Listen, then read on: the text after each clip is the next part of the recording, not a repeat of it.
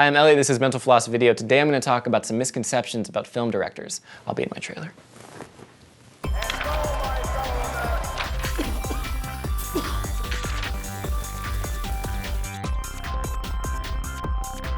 Misconception number 1, Tim Burton wrote and directed The Nightmare Before Christmas. So it's easy to be confused about this one, especially since it was promoted as Tim Burton's Nightmare Before Christmas. But it was actually written by a woman named Carolyn Thompson, and Henry Selick directed it. Tim Burton was a producer. Of course, die-hard fans will point out that Burton was extremely involved in the creation of the film. He came up with the story and designed many of the characters. Then he went and made Batman Returns and let his friend Selick take the lead on Nightmare Before Christmas. Misconception number 2, Steven Spielberg directed Poltergeist. This is one of those fun Hollywood legends that we may never really know the truth about. Tobe Hooper was technically the director of Poltergeist, while Spielberg gets writer and producer credits. But an LA Times writer visited the set of the film and wrote that it seemed like Spielberg was directing, not Hooper. A few actors in the movie have made similar claims. Later, Hooper explained the situation to a different reporter. He said, quote, "When we were shooting the practical location on the house, the first 2 weeks of filming were exterior, so I had second unit shots that had to be picked up in the front of the house. I was in the back of the house shooting Robbie and the tree, looking down at the burial of the little Tweety bird, so Steven was picking those shots up for me. The LA Times arrived on the set and printed something like, 'We don't know who's directing the picture.' We'll probably never know for sure who was in charge on set, but both Spielberg and Hooper have claimed that Hooper was the true director of the film." Misconception number 3, Spielberg got his first job in Hollywood by just showing up at Universal Studios.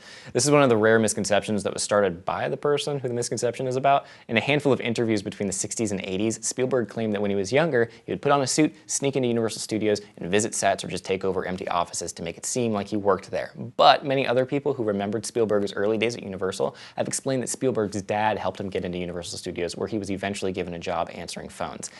It's all who you know, guys. Misconception number 4, Alfred Hitchcock wrote many of his films. Hitchcock is often called an auteur, so many people assume that he wrote all of his movies in addition to directing them, but he actually relied on screenwriters to help him get ideas on the page. Hitchcock once claimed, "The writer and I plan out the entire script down to the smallest detail, and when we're finished, all that's left to do is to shoot the film."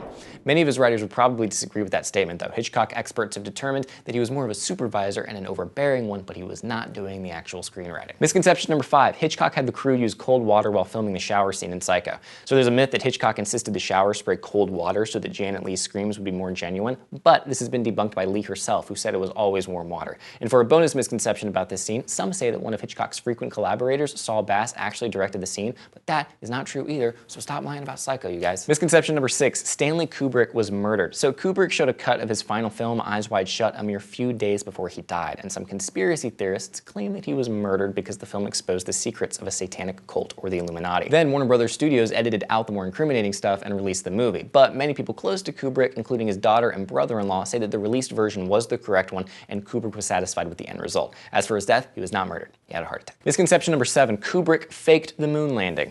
There's a persistent conspiracy theory that Kubrick helped the US government fake the Apollo 11 moon landing. His film 2001: A Space Odyssey proved that he could do the special effects, and theorists claim that the space references in The Shining are Kubrick's way of confessing. But there's tons of proof that the moon landing really happened, including some reflectors that were left on the moon. Misconception number 8, Orson Welles had trouble finding work, so he had to finance his own movies.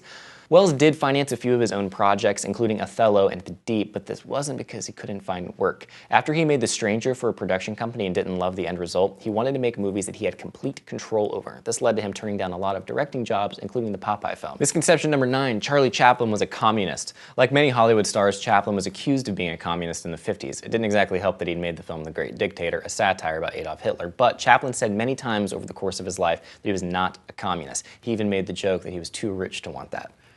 That's a pretty funny joke.